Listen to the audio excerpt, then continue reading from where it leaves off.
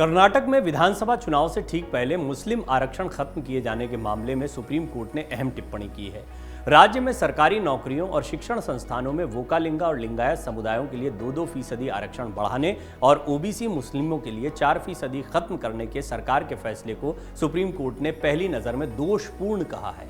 Court ने कहा कि राज्य में मुसलमानों के लिए 4% ओबीसी आरक्षण खत्म करने का कर्नाटक सरकार का फैसला प्रथम दृष्टया भ्रामक, अस्थिर और त्रुटिपूर्ण है। सुप्रीम कोर्ट की सख्त टिप्पणी के चलते राज्य सरकार को यह आश्वासन देने के लिए मजबूर होना पड़ा कि अगली सुनवाई तक नई नीति के आधार पर कोई भी दाखिला या नौकरी में भर्ती नहीं की जाएगी। Justice KM. जोसेफ और जस्टिस बी.वी. नागरत्ना की पीठ ने गुरुवार को इस मामले की सुनवाई करते हुए राज्य समेत अन्य प्रतिवादियों को 17 अप्रैल तक इस मामले में अपना हलफनामा दायर करने के लिए कहा है। अगली सुनवाई 18 अप्रैल को होगी। आइए हम आपको बताते हैं पूरा मामला क्या है।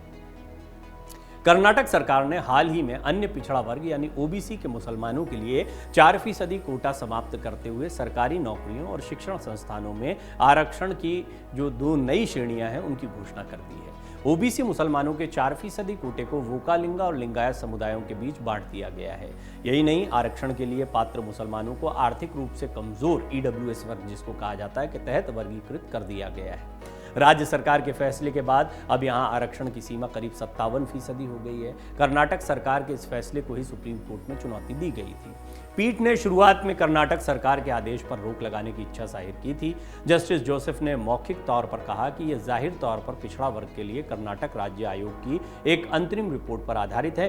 फैसले से पहले राज्य को अंतिम रिपोर्ट का इंतजार करना चाहिए। सुनवाई के दौरान मुस्लिम पक्ष के याचिकाकर्ताओं की ओर से वरिष्ठ वकील दुष्यंत दवे और कपिल सिब्बल ने तर्क दिया कि कर्नाटक विधानसभा चुनाव की घोषणा के 2 दिन पहले यह सरकारी आदेश जारी किया गया।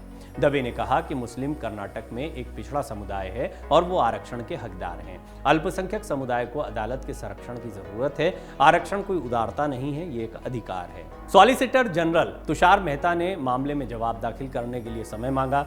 वोकालिंगा और लिंगायत समुदायों की ओर से वरिष्ठ वकील मुकुल रोहातगी ने तर्क दिया कि मामला केवल आरक्षण को रद्द करने से संबंधित नहीं है, बल्कि एक अलग समुदाय के लिए आरक्षण के आवंटन से भी संबंधित है। आपको बता दें, कर्नाटक में अगले महीने चुनाव होने हैं। ऐसे में इस फैसले को सरकार का चुनावी दांव कहा जा रहा है। इस फैसले के बाद अब कर्नाटक में लिंगायत आरक्षण को 5% से बढ़ाकर 7% कर दिया जाएगा।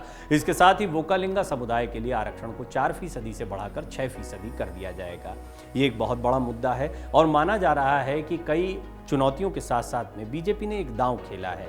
ऐसा माना जा रहा है कि हिंदू मुस्लिम, हमने कुछ रिपोर्ट्स में आपको बताया है, ये कर्नाटक के इस बार का चुनावी मिजाज आंक रही है बीजेपी। देखना होगा क्या वोटों का ध्रुवीकरण होता है, क्या उत्तर प्रदेश की तर्ज पर कर्नाटक का चुनाव होता है, या फिर मुसलमानों के आरक्षण का ये मुद्दा बैकफायर कर जाएगा, क्योंकि कांग्रेस भी और विपक्ष जो है इसको एक बड़ा मुद्दा बना रहा है। इसको मुस्लिमों के हित से, उनके अधिकारों से जोड़कर देखा जा रहा है। कुल मिलाकर ये मुद्दा कर्नाटक की सियासत में और आगामी चुनाव में काफ़ी गरमाने वाला है। आपकी राय बहुत महत्वपूर्ण है। आप भी अपनी राय रखें। आपको क्या लगता है, इस मुद्दे से बीजेपी को फायदा होगा या नुकसान?